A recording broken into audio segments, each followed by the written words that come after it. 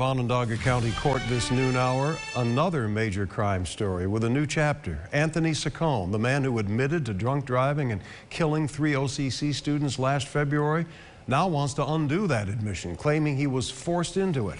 Saccone appeared in court this morning with his attorney to ask the judge to set bail so that Saccone can get out of jail as he awaits sentencing. His attorney claims Saccone is only in jail right now because of the July arrest and charges of reckless driving that were dropped last week, not because of the deadly February crash. When the judge refused the request, Saccone, speaking out for the first time for himself, went off script.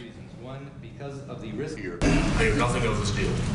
I had no sufficient time to go over it. I was threatened more time with the false accusations and wrongful arrest. I was threatened more time, which has proved now that could not even stick. With that being said, I was forced into this plea deal, Your Honor. I was coerced into taking this plea deal under false pretenses.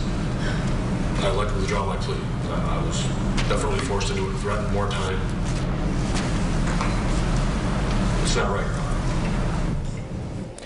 Well, News Channel 9's Andrew Donovan has covered this case from the very beginning. He was in the courtroom again this morning. So, Andrew, take us through this latest development again. His bail request was denied from the bench this morning by the judge.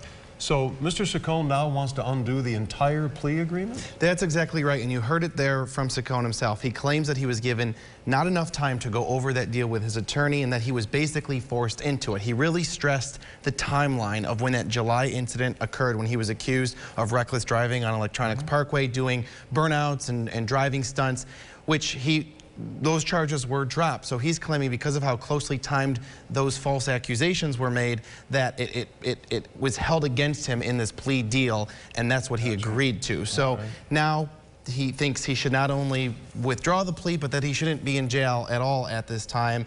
And so that means more court dates. Both sides will get to put their opinions in writing. The judge will decide in 3 weeks on whether or not the plea will hold.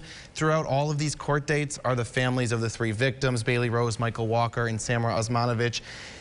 They were in court again this morning. They told me after that as this process plays out, it's not giving them sufficient time to heal over the loss of the victims, and they feel too much attention is being paid on the man that took their lives. It must be wrenching for them to have to go through this over and over again in court. Well, keep us posted, okay? And we'll hear from those family members tonight, starting on News Channel 9 first at 4. All right, Andrew Donovan, thank you so much for staying on top of that story for us.